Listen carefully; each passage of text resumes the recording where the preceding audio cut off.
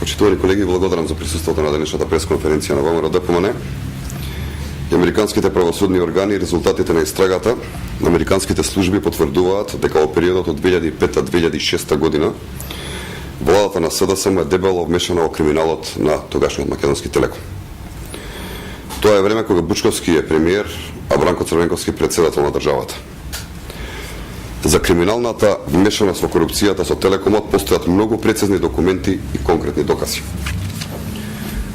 Ова е тужбата на Американската комисија за хартии во вредност испратена до Окружниот суд на Соединетите американски држави, држава Њујорк. Во оваа тужба стои, цитирам: во 2005-2006 година, токму во време кога на власт беше Социјалдемократскиот сојуз, извршните директори, тогаш вработени во Маџар Телеком, вклучувајќи го и председателот и извршниот директор, организирале, одобриле, реализирале план за подкуп на владини представници во Република Македонија со цел да се одложи или да се спречи влегувањето на нов конкурент на Маџар Телеком. Повторувам дека ова се случува во 2005 и 2006 година кога Социјалдемократскиот сојуз има апсолутната власт во Република Македонија. После во документот стои: Маџар Телеком преку нејзините подружници во Македонија исплатиле 4.875.000 евра во текот на 2005 и 2006 година на посредник под маската наводни консултации и маркетинг, договори за кои немало никаква легитимна бизнис логика. За ова веќе постои кривична пријава од Македонското министерство за внатрешни работи поднесена на 26.11.2008 година против Атила Сендреј, Ролф Плат, Михаил Кефалојанис и против Золтан Кошуис.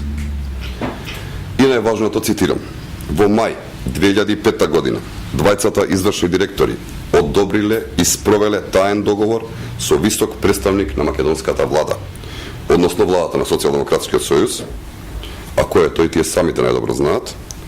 Понатаму се вели за одложување на доделување на лиценца за трет мобилен оператор и да се добијат нови предности за новиот закон. Во истата таа влада членови беа Владо Бучковски, Радмила Шекеринска, Стефчо Јакимовски, и за сите одлуки на таа влада поддршка во собранието дава Игор Ивановски, Јани Макрадули, Цветанка Иванова. Ова се луѓето од кои треба да се барат одговорите за криминалот од Телекомот. Во самата тужба се констатира, цитирам: како резултат на тие исплати и понуди, македонската влада го одложи воведувањето на трет мобилен телефонски конкурент. Воведувањето на трет мобилен телефонски конкурент се случи дури веднаш по доаѓањето на власт на ВМРО ДПМН на 26 март 2007 година. Лиценцата за мобилен оператор тогаш ја доби фирмата ВИП. Интересно се спомене дека лиценцата за втор мобилен оператор е доделена исто така во периодот кога ВМРО ДПМН беше на власт, односно во 2002 година. Од преземањето на власт од страна на ВМРО ДПМН како резултат на либерализацијата на пазарот на телекомуникацијски услуги, драстично се намалија цените на мобилната телефонија за 70 до 80% и помалку. Користењето на ограничен и бавен интернет тогаш чинеше 2500 денари, а сега таа цена е 5 пати пониска и чини 500 денари. Во времето на СДСМ немаше конкуренција во користењето на фиксна телефонија, а денеска таква услуга носат десетина оператори. Разговорот од една минута на мобилен телефон во времето на Социјалдемократскиот сојуз беше 40 денари, а денеска е 1 денар. Од овие бројки е јасно кој го поддржувал монополот во македонскиот телеком. А тоа е и суштината на криминалот потврден од страна на американските истражни и правосудни органи. Нападот од СДСМ за било каква вмешаност на други субјекти во криминалот на Телеком е неаргументиран, дрзок и манипулаторски обид за тргање од нулата на капата.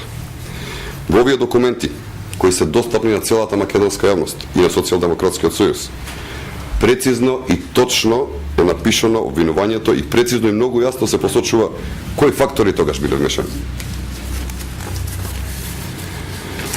Ова не е документ напишан од страна на ВМРО ДПМН, ова го тврди орган на американската држава. Сега ние прашуваме дали Социјалдемократскиот сојуз верува во резултатите од истрагата на американските органи. Заклучокот е јасен: во 2005 и во 2006 година Социјалдемократскиот сојуз е на власт.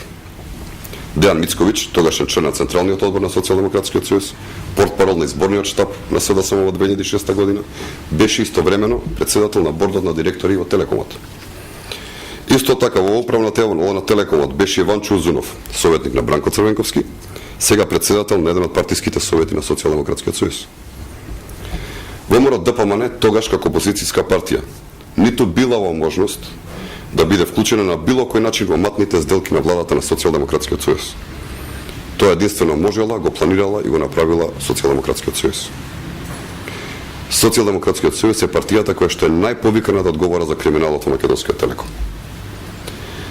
СДСМ единствено ги знае членовите на незината влада и функционерите кои што примиле мито и подкуп од парите од Телекомот за да го продолжат монополот на оваа фирма.